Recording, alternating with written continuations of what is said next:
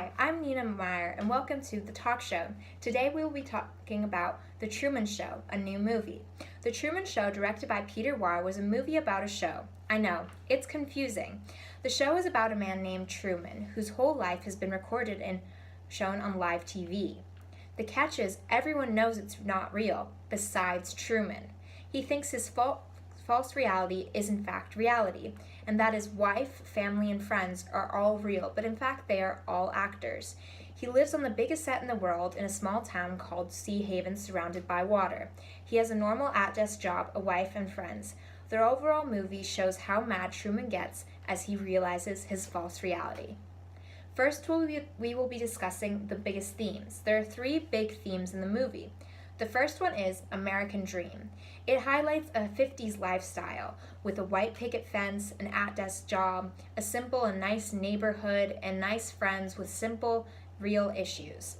But in fact, it's false.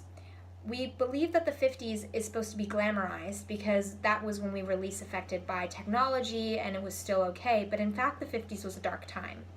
The second theme would be false reality, because Truman believes what his reality is real. It's supposed to comment on how what we think is real might not be real, but because we are so used to it, we don't know what is in fact reality. Lastly, the biggest theme is use of media.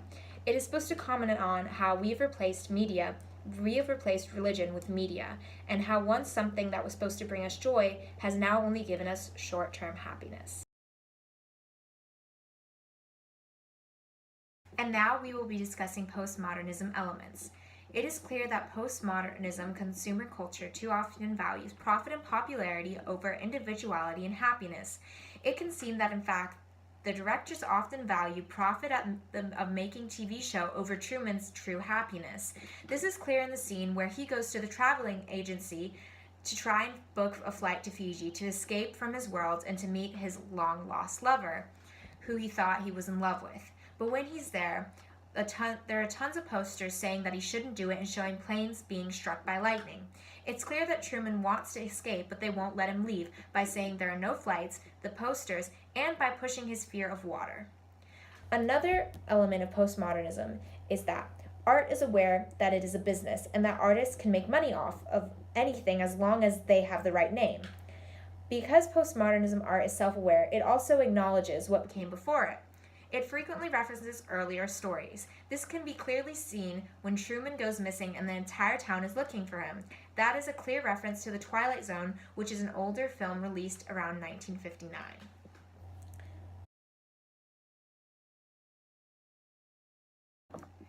We are going to go further into the themes, now discussing the American Dream and give an example from the actual movie.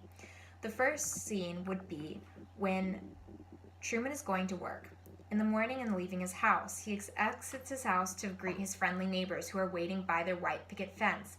The family has a father who's going off to work and a mom who's holding her child, which is supposed to show a stereotypical family.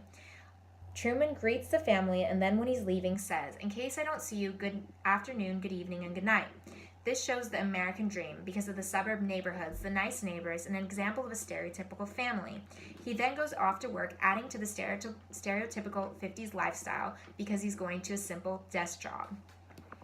The scene has very many bright colors, adding to this happy lifestyle. There's a white picket fence adding to the dream or stereotype of living in the suburbs, where there are also houses that look quite similar.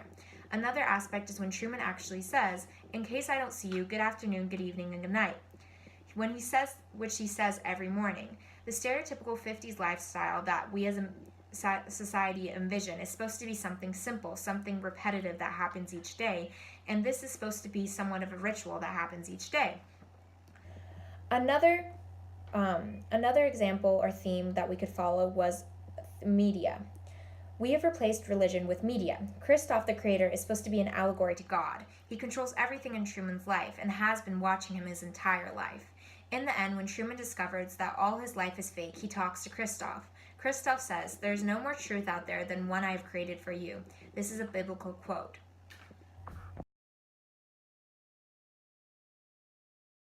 We'll be discussing postmodernism society at large. As I said before, we as a society value profit over happiness. The Truman Show is commenting on how we do this as a society. Truman is really unhappy. Even in a perfect and controlled world, he seeks more than he has. He is constantly searching for Lauren because he wants more. But them pushing him to be afraid of water holds him back. In the scene where his father dies on the boat, which causes him to be afraid of water, shows how far as society we would go for profit and not happiness and the well-being of others. They would go and disturb Truman and kill his father just to make him scared of water and to not want him to leave. This shows how far as a society we would go to keep this profit going. Another example would be towards the end of the movie when they nearly kill him on the boat. It shows another extreme of how far people would go for profit over happiness. Christof says that Truman could truly leave any time if he wanted to, but then proceeds to stop him every time before he nearly kills him.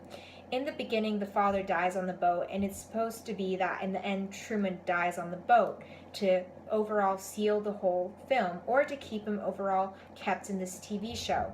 It just shows as a society how far we would go to keep this profit rather than someone's true happiness. Overall, the movie shows postmodernism aspects and comments on our society as a whole. The American dream is a theme that is supposed to highlight how wrong this ideal is and how even in the most perfect and controlled world, we are not satisfied. False reality as a theme adds to how unaware or how used to things we are and that we do not question our reality.